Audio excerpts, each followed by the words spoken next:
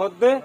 এখন যাই বইলা নভারির কেলাম হইলে অনকান জানার মাল গ্যারান্টি না দি হাজ করে আত্তর পত্তু রিকোয়েস্ট দি কেম হইলে আর একটা সেফ জায়গা বানাই ওরে সেফ জোন দি সুন্দর করে লইজে বলে আর বেশি আশা করি আলাইকুম রাহমাতুল্লাহি ওয়া বারাকাতুহু।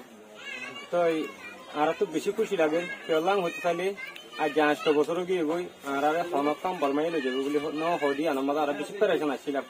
তো যেবার টাইলেনের মাঝে আছে মানে ডাক্তার মোহাম্মদ ইউনুস সাহেব বসছিল মাঝে তো নিয়র লাইমেটি লই আর হকান দেশ লই বসছিল দিয়ে আমার মাঝে 1,80,000 রোহিঙ্গা সাইড দিয়ে ভেরিফাই করি পাই তো আই হিন্দা আছে লিয়াসু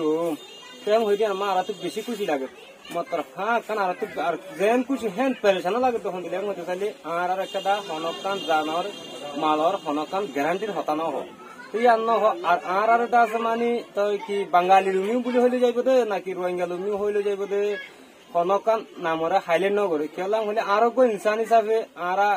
আদাদা হয়ে দে আর রোহিঙ্গা দিয়ে বুঝনি দেখালা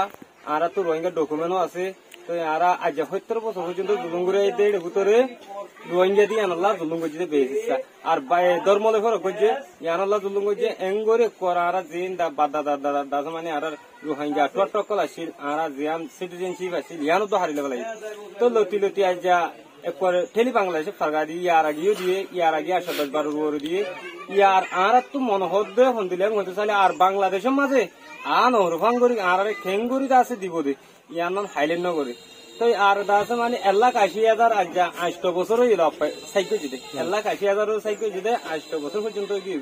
তো আর আছে 12 লাখ তো 12 লাখের যদি ভেরিফাই করে দলি তো 6 বছর লাগবে 8 বছর 32 বছর লাগবে তো 32 বছর এখন যদি এটা আর তাগিদ হইলে তো আর তো বছরে 35,000 করিও তো 8 বছর মাস 3 লাখ পর্যন্ত গিয়ে 3 লাখ পর্যন্ত গিয়ে তো ইন হন লই জানো লই যাও তো এখন দিলে লই যাও আর এন্ডিল্লা লই যাও 3 লাখ আর খনিকত লই জানো আর যদি সেফটি সিকিউরিটি দিওরে আর জানার মালার গ্যারান্টি দিওরে যদি একখান সেফ জুম করে দইলে আর খনিকত লই জানো আর গাঁরা কি বলি আর জায়গা যায় আর জিয়াত আমা এই বিয়াইতে নাগে হাইতে জায়গা আছে হিয়ানো যায় আর বাসা মারি দেখো অসুবিধা নাই তো সেই হিসাবে আর তো মনে হদ্দে